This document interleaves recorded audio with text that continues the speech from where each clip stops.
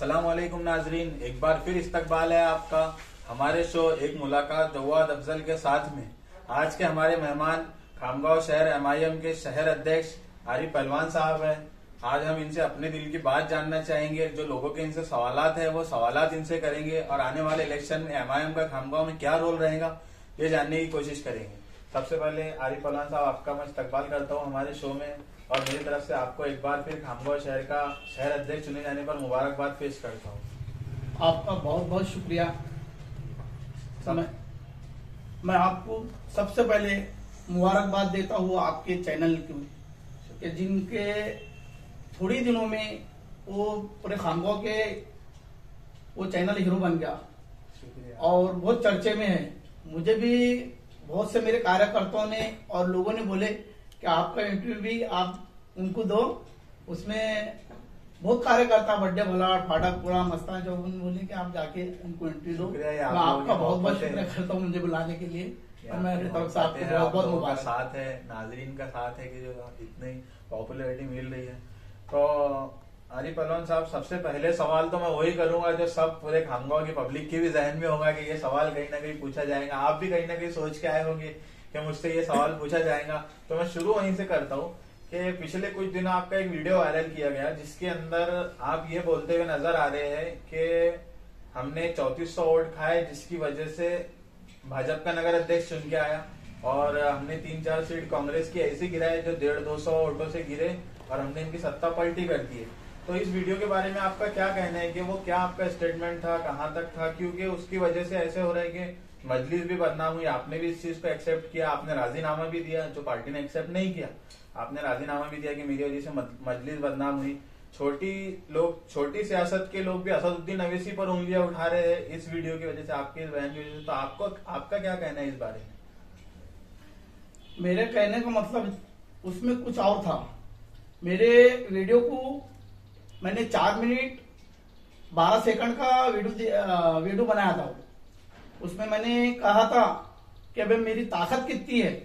वो ताकत के बलबूते के ऊपर मैंने बोला था कि भाई यहाँ पे कांग्रेस पार्टी जो गिरी वो एमआईएम ने लड़ाई, लेकिन हम जम से लड़े। हम ऐसी ताकत रखते कि आज कांग्रेस को हराए, कल बीजेपी को भी हराएंगे। लेकिन वो वीडियो ऐसा चला, उन्होंने तोड़ फोड़ ममोड़ के करे। तो इसमें मेरा कहने का मतलब नहीं था कि भाई हम बीजेपी को के साथ में है।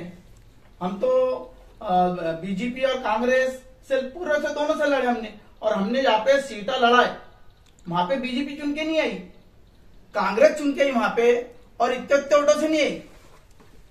हमारे कुछ 3-4 वार्डों में हमको अच्छे वोट मिले और हम वहां पे भी 3-3, 4-4, 500 वोटों से हारे। तो इसमें फायदा बीजेपी को कैसा होगा ये मैं दिखाना चाहता आपको कि बीजेपी को हमसे फायदा ही नहीं हुआ।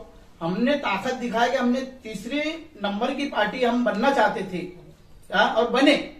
हमको लोगों का प्यार मिला उसमें, तो हम वो ताकत के बलबूते के ऊपर हम बिताए थे कि ये वीडियो ज्यादा इस वास्ते चला कि आज तक मुसलमानों का यहाँ पे नगर अध्यक्ष बना नहीं। एमआईएम पार्टी ने मुद्दा लेके आई कि यहाँ पे नगर अध्यक्ष मुसलमान का बनना चाहिए और बनेगा इंशाअल्लाह ताला। अगर हमने 10 सीटें एमआईएम के चुन के लाए तो नगर अध्यक्ष हमारा बनेगा। ये कहने का मेरा मतलब था। नहीं, उसमें वीडियो में आपने जो कहा कि हमारे नगर अध्यक्ष पद के जो दावेदार थे उन्होंने भी 3400 वोट के लिए जिसकी वजह से वो नगर अध्यक्ष आया। तो कहीं ना कहीं वो ऐसा बयान आया कि इसकी वजह से आपकी वोटों से बीजेपी को हेल्प मिली। जैसा कि आपने भी एक बात वाज़ेह की कि जहां से आपकी सीटें खड़ी थी वहां से कोई कांग्रेस की सीट ही चुनकर आई, कोई बीजेपी आई नहीं। और एक नगर अध्यक्ष के बयान में ऐसा था कि वहां पर भी कुछ आपके वोटों से उनको हेल्प मिली। हमने 3400 वोट खाए वहां पे, जबकि वो 7000 वोटों से बीजेपी चुन के आई वहां से। तो हमसे कैसा फायदा मिला हमको? यानी आपका ये कहना है कि जो वीडियो में मैंने कहा उसके जरिए मैं सिर्फ एमआईएम की मजलिस की मेरी ताकत दिखाना चाहता था। ठीक है, इसके बाद हमारा अगला सवाल आपसे ये है आरिफ पहलवान साहब कि आने वाले इलेक्शन में एमआईएम कितने कैंडिडेट उतारने वाले हैं? नगर परिषद के इलेक्शन हमारे सामने और कहाँ से आपके कैंडिडेट होंगे? क्या जो मुस्लिम बस्ती है सिर्फ वहीं से होंगे या पूरे शहर में उतारने हैं? क्या आपका प्लान है आने वाले इलेक्शन के लिए? हम खामगांव नगर पालिका में 10 सीटें लड़ाना चाहती। मैंने इम्तियाज जलील साहब के कान के ऊपर बात डाला, गफ्फार कादरी साहब के कान के ऊपर बात डाला। उन्होंने मुझे इजाजत भी दे दी कि वहां पे अच्छे कैंडिडेट देखो। हमारे सम्मत में मेरे टच में रनिंग कांग्रेस के 2 नगर सेवक भी हैं और माजी नगर सेवक भी 2-3 हैं। मुझे अच्छे अच्छे लोगों के फोन आ रहे, मुझे हाफिजों के फोन आ रहे, मुझे आलिम लोगों के फोन आ रहे, मुझे लिखे पढ़े लोगों के फोन आ रहे। क्या भाई आप जो भी लड़ाएंगे अच्छे कैंडिडेट दो। मैंने उनसे ये कहा कि आप तय करो आपके मोहल्ले से क्या वो कौन अच्छा है, कौन लिखा पढ़ा है, कौन ताकत रख सकता बीजेपी और कांग्रेस से लड़ने की। हम ऐसे लोगों को टिकट देंगे जो जवान हो, जो बीजेपी और कांग्रेस से लड़ सके वहां पे, क्योंकि मसले हल जभी होंगे हमारे कि जब हमारी आवाज उन तक पहुंचेंगी और उनके जो नीति रहती वो ताकत रहे एमआईएम के नगर सेवकों में रहेंगी कि वो छीन के लाके अपने वार्डों के काम करें। मतलब अभी आपको जो कैंडिडेट चुनना है, मतलब जो कैंडिडेट आप देने वाले हैं जिनको टिकट, वो भी आपने कोई चुने नहीं, अभी वो महल्ले के लोग ही चुनेंगे आपका? महल्ले के लोग चुनेंगे। मुझे ऊपर से भी ये आया क्या आप महल्ले के लोगों से ज्यादा टच में रहो और जो महल्ले वाले बोलते वो महल्ले वालों को नगर से आप मीटिंग वगैरह लेंगे महल्ले। जो बर्थडे प्लॉट का एक एरिया है वो मुस्लिम, जहाँ पर पूरे 100% 90% वोटिंग मुस्लिम वोटिंग आती है, वहां पर पिछली बार भी एमआईएम ने इलेक्शन लड़ी, आप खुद वहां से इलेक्शन लड़े और अच्छा एमआईएम ने वहां पर अच्छी टक्कर भी दी, कांग्रेस को भी बीजेपी को भी अच्छी टक्कर दी, तीसरी बड़ी पार्टी बन के वहां से निकली। अभी भी जो बर्थडे प्लॉट का एरिया वहां पर एमआईएम की काफी अच्छी हवा है। आपने भी वहां पर आंदोलन किया, आपका लोटपोट आंदोलन जो था बिलाल मस्जिद के रोड के लिए वो काफी वीडियो मशहूर हुआ, न्यूज तक आया। बर्थडे प्लॉट में आपके पास में जब आपका सबसे बड़ा टारगेट बर्थडे प्लॉट होगा कि यहाँ पर से हमको तो 4 सीटें लाना है, तो वहाँ के लिए आपके पास कोई चेहरे हैं, बड़े चेहरे जिनका? जी मेरे पास बहुत बड़े चेहरे हैं, लेकिन मैं दिखा नहीं सकता आपको। अगर मैंने डिक्लेयर कर दिया तो आप जानते हैं जैसा कि कुछ लोग उनको दबाना चाहेंगे, कुछ उनके खानदानों को धमकी देने, माँ बापों को धमकी देने के वास्ते तैयार है लोग, नहीं तो पैसों में खरीदना चाहते लोग, क्योंकि आज उनके जमीन की जो शतुंजी थी वो निकल गई। आज वो चाह रहे कि हम पैसों से जीत के आ जाएंगे। मैं कांग्रेस राष्ट्रवादी कांग्रेस से बोलना चाहता हूं कि आप ये सपना तुम छोड़ दो। तुम अल्लाह के हुक्म से खामगांव में बीजेपी की बराबरी नहीं कर सकते। सिर्फ एमआईएम ऐसी ताकत है कि उसकी लड़के एमआईएम का नगर अध्यक्ष बनाएंगी। सिर्फ तुम हम लोगों को साथ दे दो, वहां से लड़ाओ मत, क्योंकि तुम्हारे 10 सीटें भी नहीं आएंगे, ये चैलेंज से 10 पंचे भी नहीं आएंगे। ये चैलेंज मोहम्मद आरिफ पहलवान एमआईएम का शहर अध्यक्ष बोल रहा। अभी आने वाले इलेक्शन में एमआईएम किन मुद्दों पे लड़ेंगे? एमआईएम खामगांव जो है ये एक एक्टिव है, आरिफ पहलवान साहब एक्टिव है, निवेदन देते रहते हैं, कुछ न कुछ काम करते रहते हैं। एमआईएम का काम अच्छा है, लोग जुड़े हैं, लेकिन एमआईएम की खामगांव से अभी तक एक भी सीट नहीं, पिछले 2016 में हमारे पास एक भी सीट नहीं है एमआईएम से। लेकिन आने वाले इलेक्शन में क्या आपकी तैयारी है इसको लेकर, और आप किन मुद्दों पर आने वाला इलेक्शन लड़ना चाहते हैं? अल्हम्दुलिल्लाह हमारी तैयारी 5 साल से, हमने जो भी आंदोलन करे अल्लाह के हुक्म से सब कामयाब रहे। हमने जहाँ भी आंदोलन करे उसकी कहीं ना कहीं ऐसा उसका पत्र मुझे मिला कि भाई आप आंदोलन मत करो, हम ये मुद्दे तुम्हारे पूरे करने वाले हैं। खामगांव शहर में आरिफ पहलवान आंदोलनकारी शख्स के नाम से यानी आरिफ पहलवान कोई भी मुसलमानों के मुद्दों को लेकर आंदोलन करते हैं, निवेदन देते हैं। आपने कई निवेदन आंदोलन किए, उसका क्या रिजल्ट निकला कि कहीं आपने आंदोलन दिया उससे कोई फायदा हुआ? मैं 2006 से आंदोलन छेड़ा। 2006 में मैंने बड़े बड़े दवाखानों के काम जो थे, राशन कार्डों के काम, बड़े बड़े राशन कार्ड में मैंने मोर्चे निकाला। मैंने 700 राशन कार्ड बनाया 2006 से 2007 में। मैंने दवाखानों के काम जो मुसलमानों के नहीं होते थे वो दवाखानों में काम मुस्लिम के एक भी जब वहां पे काम करने वाला नहीं था। आप तो अल्हम्दुलिल्लाह जैसा बहुत जने हो गए कि भाई खून देने का, वहां पे डॉक्टरों से बात करने का। हमने लगातार 2007 से तो 2009-10 तक हमने बहुत काम किए दवाखानों के। मैंने कब्रस्तान में जो हमारे बेअदबी होती थी, वहां पे पहले कंपाउंड नहीं था जूने कब्रस्तान में, मैंने वहां पे जाके एक जो हमारे हिंदू भाई वहां पे कब्रों पे आके बेअदबी हो रही थी हमारे बुजुर्गों की, वहां पे संडास फिरे जाता था, तो मैंने वहां पे जाके पत्रकारों को लेके जाके एक फोटो निकाला और उस पे एक आंदोलन छेड़ा।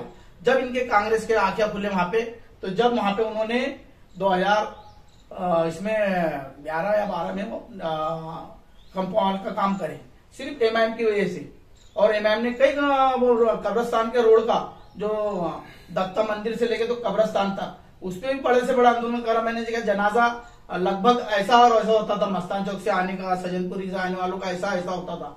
मैंने वो रोड को भी इंशाअल्लाह ताला वो रोड का मुद्दा उठाया और वो 70 लाख के ऊपर काम बीजेपी ने करके दी मेरे आंदोलन के ऊपर। और हमने कभी भी बीजेपी के खिलाफ में इतने बड़े बड़े मुद्दे लड़के उनसे हमने हमारे आंदोलन से डरा के हमने उनसे काम ली।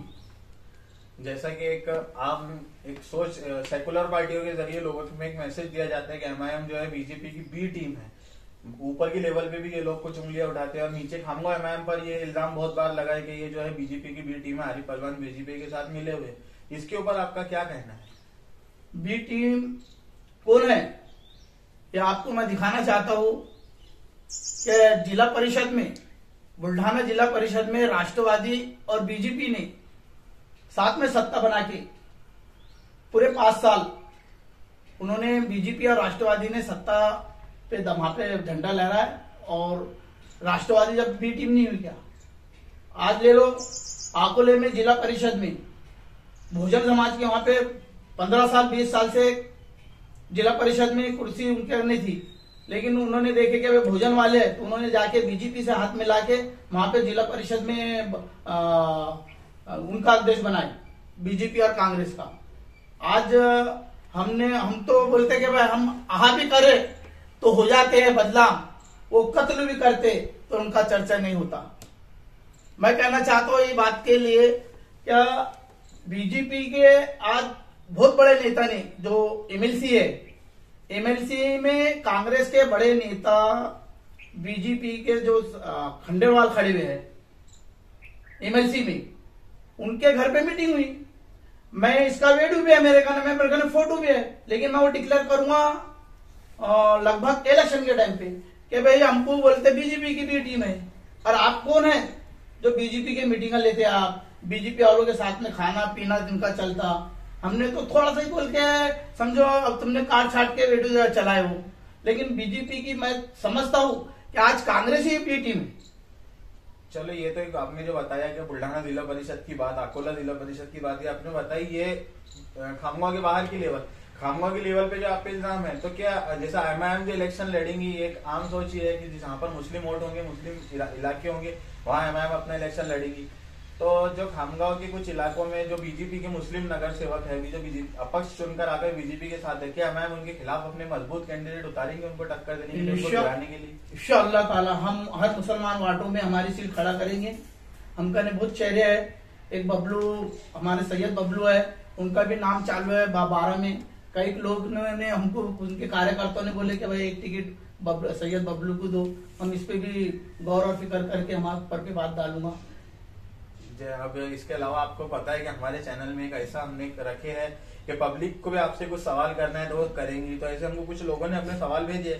इससे पहले मैं आपको दिखाना चाहता हूँ सवाल जवाब के पहले जी कि अल्हम्दुलिल्लाह मैं ऐसी पार्टी में हूं कि जो मुसलमानों की पार्टी है। अल्हम्दुलिल्लाह मेरा नेता ऐसा है कि वो दाढ़ी टोपी रखता है। अल्हम्दुलिल्लाह मेरा नेता ऐसा है कि वो 5 टाइम की नमाज पढ़ता है। मैं उन पे जान भी दे दूं तो मेरा कम है। मैं कोई गुलामी की जिंदगानी गुजारना नहीं चाहता। जो लोग आज अल्पसंख्यक के लोग, सिर्फ अल्पसंख्यक उनको पद मिल सकती और उसके ऊपर उनको कोई बड़ी पद नहीं मिल सकती। सिर्फ ये शतरंज बिछाओ या कुर्सियां बिछाओ या जूते उठाओ। कांग्रेस पार्टी, राष्ट्रवादी कांग्रेस पार्टी सिर्फ ये कर सकती है। मेरे नेता के ऊपर उंगली उठाना ये बेकार की बात है। मेरा नेता तो पूरे मुसलमानों के वास्ते लड़ रहा और खुलेआम लड़ रहा है। संसद में बोलो या रोड के ऊपर बोलो या स्टेट के ऊपर बोलो। एनआरसी का मुद्दा सबसे पहले किसने उठाया? सब मुख्य बैठे हुए थे संसद में। एक ही मर्द का बच्चा था, वह है असद अवीसी साहब, वही शेर था। 3 तलाक के ऊपर किसने मुद्दा उठाया? किसने बिल फाड़ा? वो एक ही शेर था, वो सिर्फ असद अवीसी साहब। एनआरसी का मुद्दा, सीएए का मुद्दा, 370 का मुद्दा, हम क्या टीम पे होंगे? हमने तो बीजेपी के खिलाफ में लड़े। यहाँ पे भी रोड पे भी लड़ रहे बीजेपी के खिलाफ में और संसद में भी लड़ रहे हैं।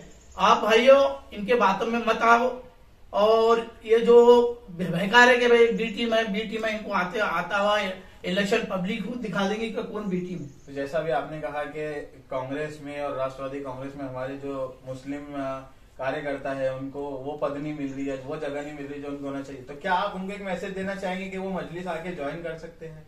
आपके चैनल से माध्यम से बोलना चाहता हूँ मैं कि आइए भाइयों, हमारा दरवाजा खुला है। हम तो कम लिखे पढ़े हैं, आप लिखे पढ़े हैं, आप हमारे रहनुमा बन जाओ, आओ, हम तुम्हारे को हर चीज देने तैयार है। शहर अध्यक्ष बोलो शहर अध्यक्ष, तालुका अध्यक्ष बोलो तालुका अध्यक्ष, हर खामगांव की बड़ी पद आपको देंगे। खामगांव शहर में बहुत सारे ऐसे चेहरे हैं जो सियासत से जुड़े हैं, मुस्लिम चेहरे जो अलग अलग पार्टियों में, कोई कांग्रेस में है, कोई आज भाजपा के साथ है, कोई राष्ट्रवादी कांग्रेस में, अलग अलग पार्टियों में है। अगर उसमें से कोई नेता ऐसा आता है कि भाई किसी को आरिफ पहलवान से जाती कोई प्रॉब्लम हो सकता है कि आरिफ पहलवान के पीछे वो काम नहीं कर सकते, तो क्या अगर वो आरिफ पहलवान की जगह मांगे तो आरिफ पहलवान उनको जगह देने के लिए तैयार है? बेशक इमाम पार्टी जो है क्या कुर्बानियां देने के लिए अपनी सीट छोड़, बेशक मैं आपके चैनल के माध्यम से बोलता हूँ, मैं मेरी सीट छोड़ना चाहता हूँ। अगर कोई मुझसे अच्छा अगर कोई आता हूँ आंदोलनकारी या फिर कांग्रेस राष्ट्रवादी बीजेपी से लड़ने वाला, तो मैं अपनी पार्टी को छोड़ने को तैयार हूँ। इसके बाद मैं आपसे पब्लिक के सवाल पूछता हूँ। सबसे पहला सवाल हरिका फैल से शोएब खान ये पूछते हैं कि खामगांव एमआईएम में कोई पढ़ा लिखा चेहरा क्यों नहीं नजर आता? पढ़े लिखे लोग खामगांव में एमआईएम से क्यों नहीं जुड़ रहे? वो चाहते हैं कि यहाँ पे जो बातिल ताकतें हैं, बीजेपी, कांग्रेस, ये अगर लिखे पढ़े लोगों के ऊपर कैसा हो जाए या फिर उनसे पुलिस हो, इमाम बोले तो एक मुसलमानों की कट्टरवाद पार्टी आती। आज देखो मुझे हर मुसलमानों के जब भी कुछ प्रोग्राम रहते या आंदोलन रहते या बंद का ऐलान होता तो सबसे पहले सिर्फ खामगांव में सबसे पहले आरिफ पहलवान को नोटिस दी जाती। आरिफ पहलवान को 2-2 घंटे पुलिस स्टेशन में बैठाया जाता। मैं लिखे पढ़ों से कहना चाहता हूँ कि अगर आप भी अगर जैसा लिखे पढ़े तो हमारे समाज के भी बड़े हैं और कौम के भी बड़े हैं। क्या मैं तो खुद चाह रहा हूँ कि मैं तुम्हारे पीछे लेके नारे मार सकता हूँ, तुम्हारी मैं गैरों के तो जूते चप्पला नहीं उठाऊंगा, आपके जूते चप्पला उठाने को तैयार हूँ। आरिफ पहलवान साहब का ये कहना है कि भाई वो नहीं जुड़ रहे, वो उनका मसला है, मैं चाहूंगा कि वो आगे मुझसे जुड़े। मैं खुद चाहता हूँ कि मैं उनसे मुलाकात भी कर रहा हूँ। मुझे एकले में उन्होंने बुलाया भी, कुछ लोगों ने लगे हरिके फैल में 30-40 लोगों ने मेरे साथ में मीटिंग भी ली। लगभग अपना जो 2-3 आंदोलन हुए एनआरसी के बारे में और इसमें, तो हम सामने नहीं आ सकते, लेकिन आपकी पार्टी पे हम पूरा साथ देंगे असद साहब को देख के, और हम आपकी पार्टी को वोट भी मारेंगे और आपकी पार्टी के काम करेंगे। नहीं, लेकिन ऐसे लोगों के लिए मेरा ये जैसा मेरी एक जाती राय है कि सामने आकर उनको काम करना होगा कि अगर आपके साथ वो जुड़ना चाहते, क्योंकि एमआईएम जो पार्टी असदुद्दीन अवैसी से लेकर इम्तियाज जलील तक ये भी पढ़े लिखे लोग हैं, लेकिन ये आपके लिए सामने आकर लड़ रहे हैं, तो आपको अगर साथ देना है आरिफ पहलवान का तो आपको भी सामने आना पड़ेगा।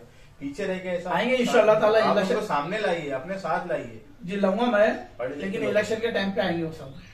अच्छा, दूसरा सवाल आफ्ताब पठान पूछना चाहते हैं जुना फैल से कि खामगांव में जो एमआईएम पार्टी है इसकी रजिस्टर्ड बॉडी क्या है? ऐसा उनका कहना है कि खामगांव में एमआईएम कहीं रजिस्टर्ड ही नहीं है।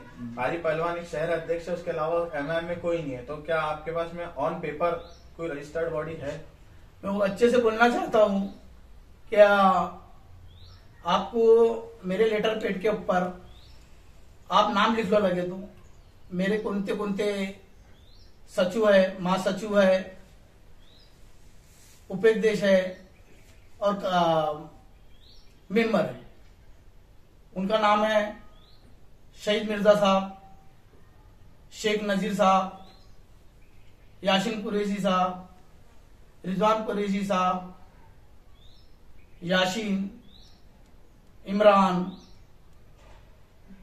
युवा की भी बॉडी है। ये सिर्फ आपकी मुंह जबानी है या इनकी लेटर देवा है? किसी का ये आफ्ताब भाई का, किसी का खामगांव डॉक्टर कभी भी आना, उन्होंने आपके चैनल के माध्यम से बोल रहा हूँ कि आपने कभी भी आना और वो लेटर पेड मेरे से लेके जाना। शायद आप अगर मेरे से वो ये एमआईएम के कोई बड़े पदाधिकारी से ये रजिस्टर्ड है? बेशक। किससे? डॉक्टर कादरी साहब के सही से इनको बनाया गया, जो एमआईएम के प्रेसिडेंट है अपने महाराष्ट्र गफ्फार कादरी। ये रजिस्टर्ड बॉडी है, अगर आपको ये इनको कभी देखना हो तो ये आपके पास आकर आसानी से देख। और इससे अलावा अल्हम्दुलिल्लाह मैंने हर महल्ले में शाखा खोला उसकी, एमआईएम पार्टी की। महल्ले में हजारों कार्यकर्ता है, लेकिन मैं उनको सामने इस वास्ते नहीं लाता कि उनकी माँ बाप केस ना हो जाए उनके ऊपर, क्योंकि हम पे जो बातिल ताकत हमारे वो दबाना चाहती, मैं उनकी इसकी वजह से उनके सामने नहीं ला रहा। इस वास्ते बच्चे को बोल रहा हूँ मैं, तुम आके कभी भी मेरे से पेशेंट भी जवाब दे सकते हैं आप। अगर मेरे लड़के की भी इतने होंगे तो मेरे से आके मिल सकते हैं, हर सवाल मुझसे कर सकते हैं। अच्छा, अगला सवाल कय्यूम चौधरी साहब ये पूछना चाहते हैं कि अगर एमआईएम की ये नगर पालिका के इलेक्शन में 6-7 सीटें 7-8 सीटें चुनकर आ जाती है मुस्लिम इलाकों से, तो क्या एमआईएम कांग्रेस से हाथ मिलाएंगी सत्ता के लिए, कांग्रेस के पास जाएंगी? वो बच्चे ने तो बहुत अच्छा सवाल करा। क्या अल्हम्दुलिल्लाह मैं बहुत खुश हुआ कि 7-8 सीटें एमआईएम के आने वाली है और आएंगी इंशाअल्लाह ताला। हाँ, लेकिन कांग्रेस की और राष्ट्रीय वाली कांग्रेस और बीजेपी की रही उनका सवाल, तो हम किसमें मिलने वाले नहीं है। किसको गरज होगी तो हम करने आए, यह ऐलान मैं करता हूँ आपके चैनल के माध्यम से। अगर कांग्रेस आती है, चलो ठीक है, आपका बोलने कि मैं नहीं जाऊंगा, उनको आना पड़ेगा। अगर कांग्रेस आती है आपके पास कि कांग्रेस की सीटें कम आई, अगर आपकी 6-7 सीटों से कांग्रेस की अगर यहाँ पर हुकूमत बन सकती है, तो क्या आरिफ पहलवान कांग्रेस के साथ मिलेंगे? नहीं, मेरी जीत है। और मैंने ऊपर भी ये बात डाला हूँ कि बुल्ढाने जिले में हर शहर में, बुल्ढाने जिले के हर शहर में, मलकापुर ले लो, मेकर ले लो, नांदुरा ले लो, कई ऐसी जगह है कि नगर अध्यक्ष वहां पे मुसलमान बना।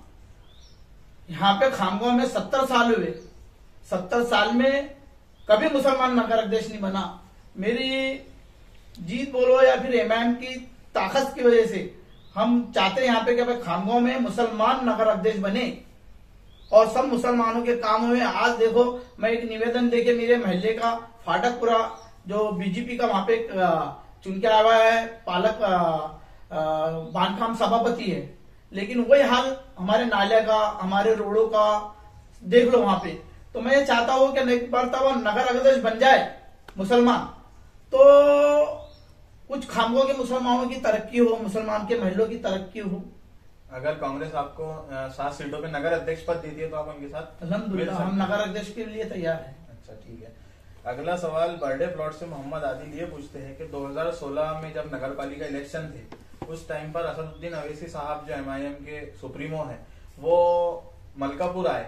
मलकापुर में उनका 2 दिन होल्ड था। वो एक दिन उन्होंने वहां पे मलकापुर की सभा की, उसके अगले दिन वो वहां पर फ्री थे, उसके अगले दिन वो भुसावल गए अपनी सभा के लिए। तो वो फ्री दिन के लिए आरिफ पहलवान ने उनको खामगांव में क्यों नहीं लाया? उनको मालूमात ही नहीं है।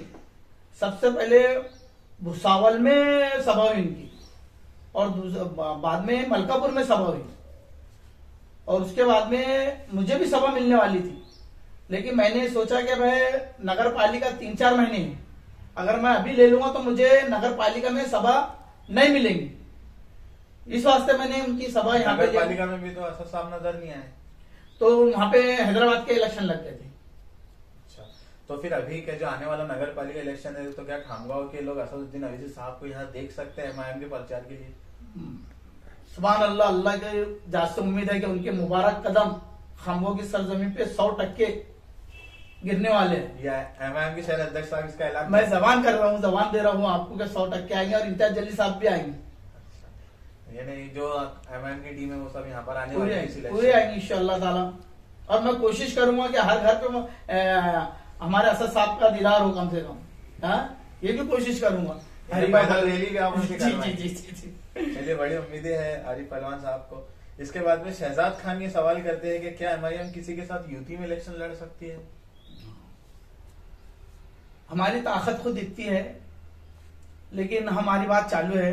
मुझे भारी बहुजन समाज वाल का भी इनका फोन आया था एक दफा, और एक चैनल वाले ने भी मेरे को निशानी से भेजा कि भाई आप दोनों की बैठक हो सकती है अशोक सोनोने साहब से, वसतकार साहब से, गणेश चौकसे से। तो मैंने बोला हाँ, मेरे ऊपर के भी कहने का मतलब है कि भाई बहुजन समाज वाली इनसे विधि हमारी हो सकती अगर वो चाहे तो। और लगभग, क्योंकि एसी जो सीटर रहेंगी मेरे वास्ते, एक एमआईएम का रहेगा वहां पे, एक एसी का वो रहेगा, मेरे को विधि उनसे करना ही है।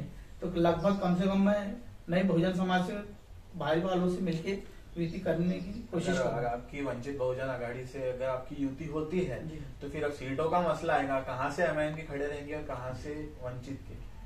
जहाँ पे भी एसी के सीटा रहेंगे। मतलब आपका ऐसा है कि यूपी में आपके आप ऐसा तय करेंगे कि जहाँ एससी कैंडिडेट आते हैं वहां पर वंचित का कैंडिडेट रहेगा और बाकी ओपन की जगह पे? MIM का। अच्छा, और ठीक उसके है। अलावा मेरे हर बुद्धू भाई जो है मेरे दोस्त है, वो मेरे पार्टी में भी है, लगभग मेरे कार्यकर्ता भी है, वो भी बुद्धू समाज के है, वो भी मुझसे टिकट मांगना चाह रहे हैं। 2 एक हिंदू भाई भी है। ऐसा नक्शा दिखा देंगे हम खामगांव में कि भाई इमाम में बुद्धू भी है, मुसलमान भी है और लगभग हिंदू समाज भी है। ऐसे मेरे से टिकट की मांग कर रहे हो 2 जने। एक आखिरी सवाल ये था, अरबाज खान कोई सवाल करना चाहते हैं कि प्रभाग नंबर 12 से सैयद बबलू साहब MIM के लिए बहुत काम कर रहे हैं, MIM के नाम से अपने काम दिखा रहे हैं, तो क्या उनको टिकट मिलेगा? ये मेरा भी एक आपसे सवाल है कि खामगांव शहर में बहुत सारे इलाकों में भावी नगर सेवक MIM के नाम से चल रहे हैं, नौजवान जो इलेक्शन लड़ना चाहते हैं, चुन के आना चाहते हैं, अपने काम कर रहे हैं। जैसे इन्होंने सैयद बबलू साहब का जिक्र किया, सैयद बबलू साहब ने जो उनके प्रभाग के, उनके इलाके के जहाँ वो रहते हैं, जहाँ से वो खड़े रहना चाहते हैं, वहाँ की जो काम है उस पर उंगलियां उठाई। जैसे आरिफ पहलवान का एक चेहरा है, आंदोलन निवेदन, वैसा उन्होंने भी किया। तो क्या ऐसे चेहरे, ये यहाँ से वो महबूब नगर से भी कुछ चेहरे आते हैं जो MIM के भावी नगर सेवक, बर्थडे प्लॉट से बहुत ज्यादा ऐसा है, तो इसके बारे में आरिफ पहलवान साहब का क्या कहना है?